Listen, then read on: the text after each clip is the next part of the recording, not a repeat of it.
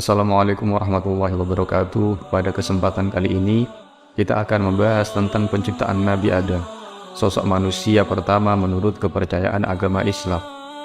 Sebagaimana kita tahu bahwasanya Allah Subhanahu wa taala menciptakan Nabi Adam dari tanah liat dan memberinya ruh, nafas kehidupan yang dihembuskan kepada Nabi Adam. Pada kesempatan kali ini kita akan lebih mendetail membahas proses penciptaan Nabi Adam sebagaimana yang tertera di dalam kitab klasik. Bismillahirrahmanirrahim. Maka dari itu mari kita mulai. Bismillahirrahmanirrahim. Al-babus tsani fi khalqi Adam. Qala Ibnu Abbas radhiyallahu anhu Khalaqallahu ta'ala jasada Adam alaihi salam min aghanimid dunya wa ra'suhu min turabil Ka'bah wa sadruhu min aqtaril ard wa badruhu min turabil hindi wa yadahu min turabil masyriqi wa rijlahu min turabil maghribi ila akhirih. Proses penciptaan Nabi Adam alaihi salam.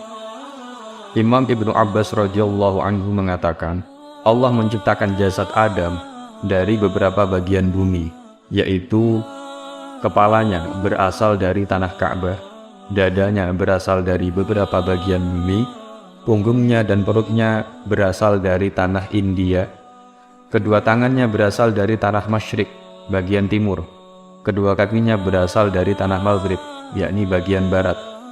Dalam riwayat lain, Syekh Wahab bin Munabbih berkata, Allah menciptakan Adam alaihissalam dari ketujuh lapis bumi. Kepalanya tercipta dari bumi yang pertama, lehernya dari bumi yang kedua, dadanya dari bumi yang ketiga, kedua tangannya dari bumi yang keempat, punggung dan perutnya dari bumi yang kelima, pantatnya dari bumi yang keenam, dan kedua bahunya berasal dari bumi yang ketujuh. Dalam riwayat yang lain, Ibnu Abbas radhiyallahu anhu berkata, Allah Subhanahu wa taala menciptakan Adam alaihissalam dari beberapa elemen sebagai berikut. Yang pertama, kepalanya diciptakan dari tanah Baitul Maqdis, sedangkan yang kedua wajahnya dari tanah surga, yang ketiga kedua telinganya dari tanah Bukit Tursina, yang keempat dahi keningnya tercipta dari tanah Irak, giginya dari tanah Telaga Kausar, tangan kanan beserta jarinya dari tanah Ka'bah, tangan kirinya dari tanah Paris, kedua kaki dan bahunya dari tanah Hindi, tulangnya dari tanah pegunungan, auratnya dari tanah Babilonia, punggungnya dari tanah Irak, perutnya dari tanah Khurasan, Afghanistan, hatinya dari tanah surga Firdaus, lisannya dari tanah Taif, kedua matanya dari tanah Telaga. Lalu apa hikmah dari terciptanya Nabi Adam dari beberapa partikel yang telah disebutkan? Berikut adalah hikmah-hikmahnya. Adapun kepalanya yang tercipta dari tanah Baitul Maqdis, maka dijadikan sebagai tempat akal, kecerdasan dan untuk berbicara. Adapun kedua telinganya yang tercipta dari tanah Bukit Tursina, hikmahnya adalah maka dijadikan sebagai alat untuk mendengarkan nasihat. Adapun dahinya berasal dari tanah Irak, maka dijadikan sebagai alat untuk bersujud kepada Allah Subhanahu wa taala. Adapun wajahnya yang berasal dari tanah surga, maka dijadikan sebagai tempat kecantikan dan perhiasan.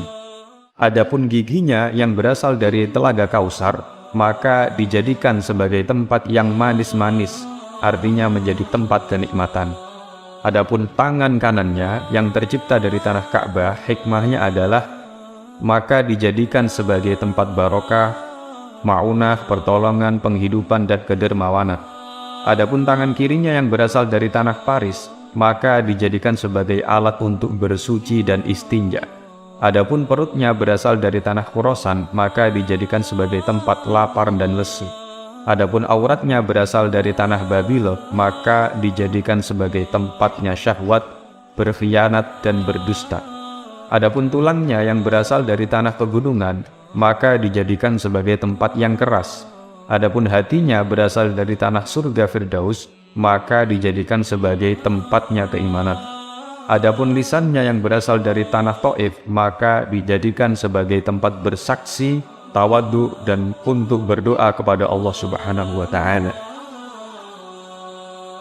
Allah menciptakan 7 lubang pada kepala manusia, yaitu 2 lubang mata, 2 lubang telinga, 2 lubang hidung, dan 1 lubang mulut, dan menciptakan 2 lubang pada badan manusia, yaitu lubang kemaluan bagian depan dan bagian belakang. Dan Allah menciptakan panca indera, yaitu mata untuk melihat, 2 telinga untuk mendengar, mulut untuk merasakan, 2 tangan untuk meraba, dan hidung untuk mencium. Dijelaskan dalam suatu hadis, ketika Allah ingin meniupkan ruh pada Adam alaihissalam, maka diperintahkannya ruh tersebut untuk masuk ke dalam tubuh Adam alaihissalam. Ruh itu pun masuk ke dalam tubuh Nabi Adam alaihissalam mulai dari otaknya, dan dia berputar-putar di dalamnya selama 200 tahun. Lalu ruh tersebut turun pada mata sehingga Adam dapat melihat dirinya yang masih berupa lumpur yang kering.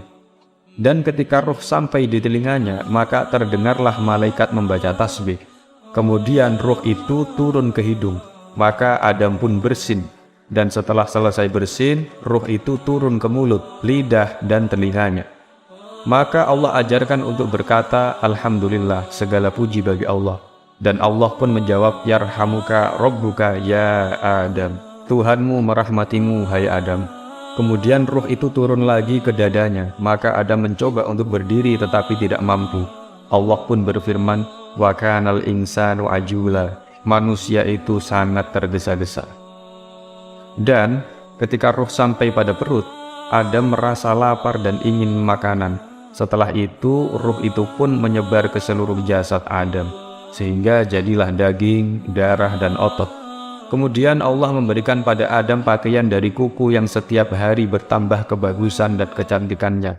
Tatkala Adam berbuat dosa, Allah mengganti kuku tersebut dengan kulit.